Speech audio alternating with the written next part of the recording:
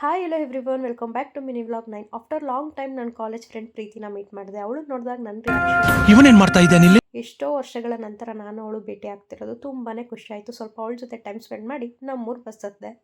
ಆಮೇಲೆ ನಮ್ಮೂರಿಗೆ ಬಂದು ನೋಡಿದ್ರೆ ಫುಲ್ ಮಳೆ ಇದೆ.